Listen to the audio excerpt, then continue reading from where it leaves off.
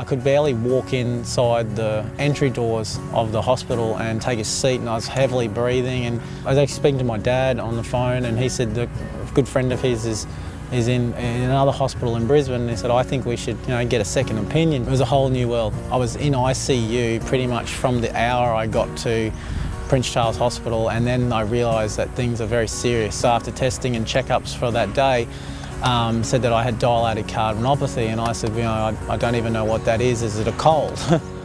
Chances there would be relatively high that you may need a heart transplant. From there, being only 21, you start to think, oh, well, what's life going to be like now? My heart was failing very, very quickly. There's this gap between when you've been told that your heart is now failing and that you are going to hopefully be medically able to have a heart transplant.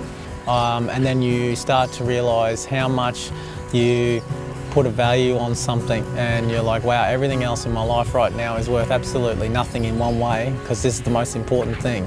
And the fact to fight then to want to stay alive kicks in, and then knowing that you've got to go through quite a pretty big operation to come out of it. And when the doctors are explaining it to you, even about the transplant, opening up your chest and taking out your heart and putting it in, it all seems like something out of a horror movie. My heart had got into such a bad spot that they actually basically put me in an induced coma and gave me a VAD pump, which is obviously another section. It's just like really a waiting game, a holding bay, where you'll pretty much put yourself with a machine that's now keeping you alive while you wait.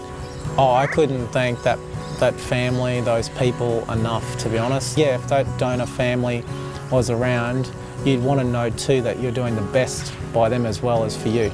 I've got basically a second chance of life. You can't ask for anything better. It's the ultimate gift. Every dollar's worth it, because it allows you to, hello, it allows you to, to have this little lady here.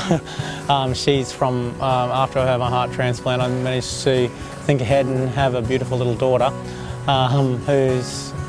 who you can't put a price on. Today's another day that you've got on top of a day you might not have ever had before.